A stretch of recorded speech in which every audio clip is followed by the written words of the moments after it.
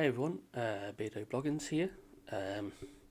So in my last video that I did, I mentioned a couple of things and realised I didn't really explain them properly. So I wanted to come back and do a couple of videos to explain them a bit better, a bit more detail.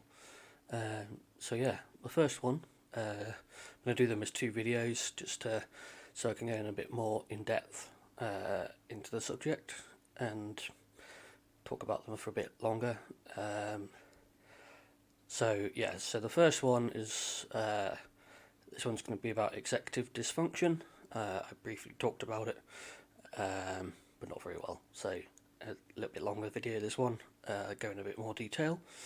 So executive dysfunction is a neurological condition that affects the ability to plan, organise, and carry out tasks. So it can affect a person's day-to-day life and doing things like carrying out chores and doing admin stuff. So it can be difficult to do your day-to-day stuff. It can be caused by a variety of factors, such as brain injury, stroke, and certain mental health conditions like ADHD and autism. But there are a few other conditions that can be affected by executive dysfunction. So like I say, it can have quite a significant impact on a person's life, so making it difficult to succeed in school and work and relationships are just some examples. It affects pretty much every part of your life, basically. So it's quite a complex condition and affects a variety of cognitive functions, including planning, organisation, problem solving, prioritising, impulse control, working memory and attention. So like I say, a lot of neurodivergent people have problems with this, again, it affects other conditions as well.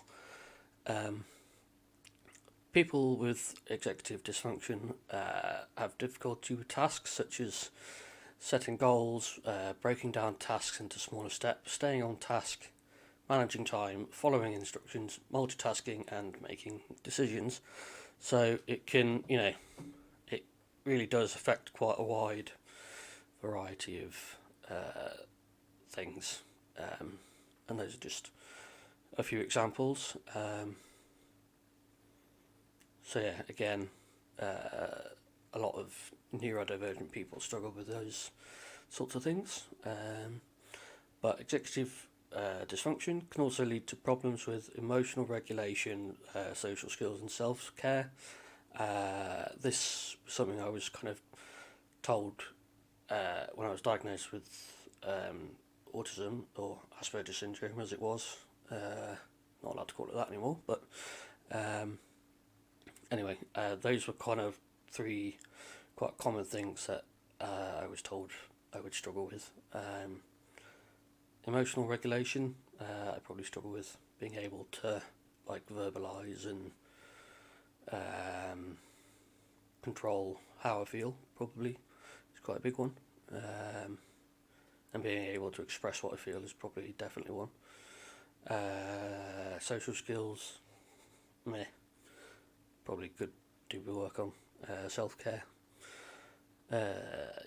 probably could do that better, but oh well. It can the severity can change from person to person. Some people have mild symptoms that only affect a small amount of their life, while others might have severe symptoms that make it difficult to function independently. I would consider myself quite lucky. I don't know. People might think I have it major, but I don't know.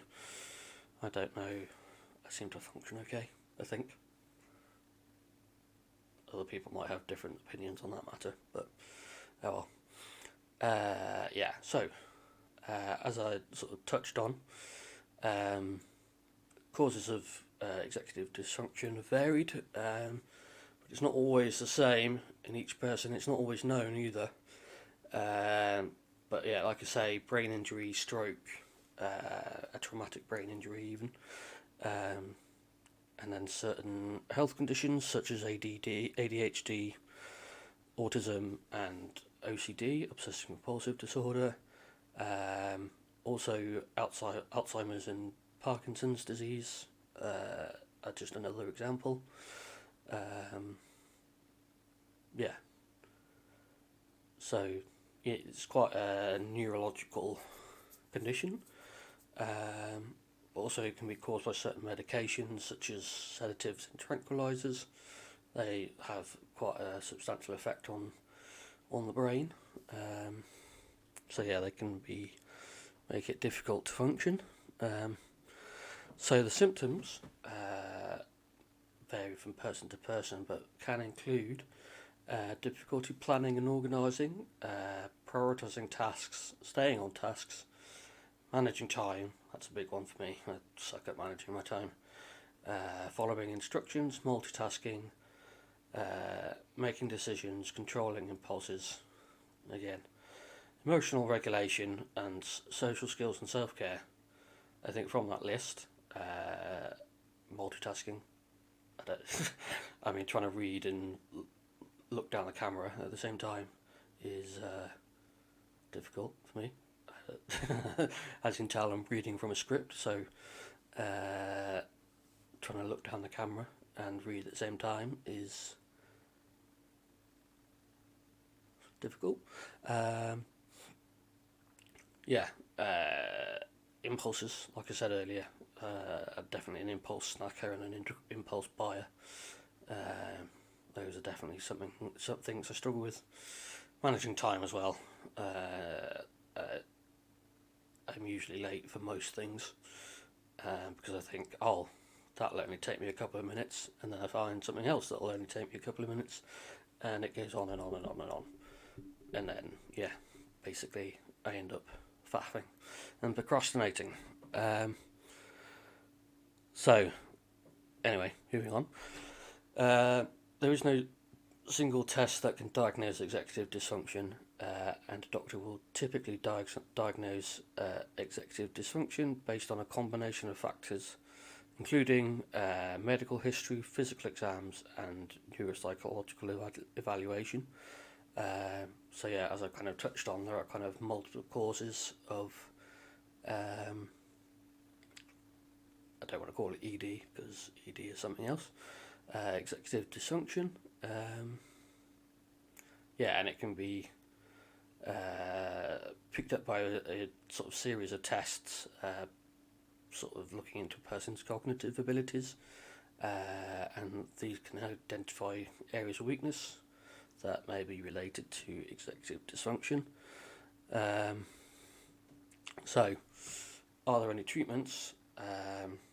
There's not a cure, but you can get treatment for it, which include medication, therapy, coaching, and lifestyle changes.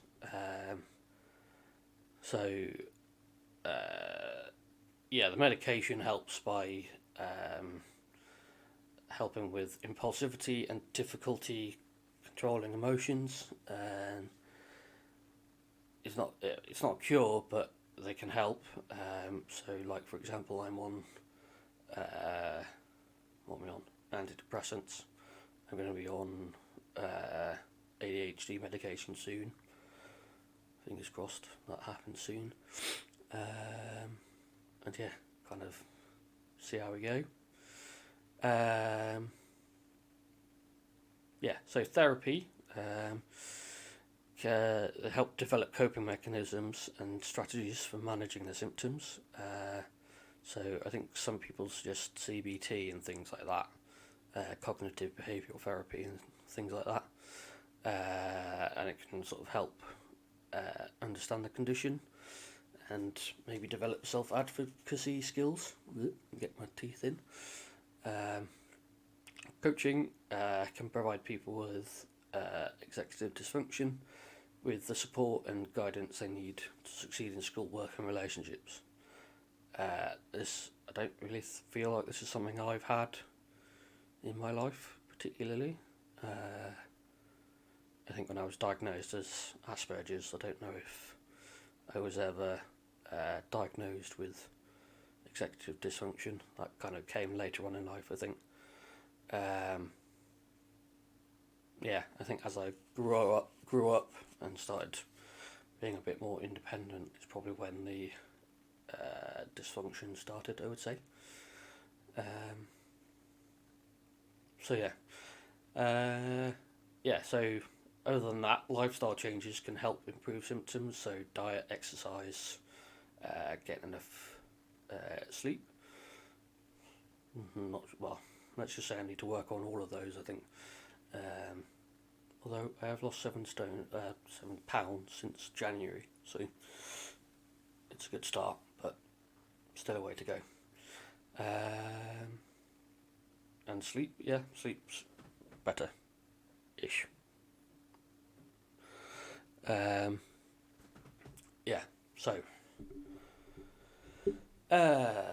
yeah, that's pretty much it, really. It's quite a complicated condition. There's no real one cure-all or treatment particularly that I could say is better than another. You kind of got to wing it a little bit for a bit and see what works, see what treatments work, and see how it goes. I think the best places to start with your doctor. Like here in the UK, we go to our GP and they can refer us to somebody, and yeah, see how it goes really. But yeah, it's not like a one size fits all strategy. So you've got to really figure it out for yourself and with your experts that you visit. So yeah, that's all I've got to say about that. Anyway, like, subscribe, all that good stuff. And yeah, see you in the next one.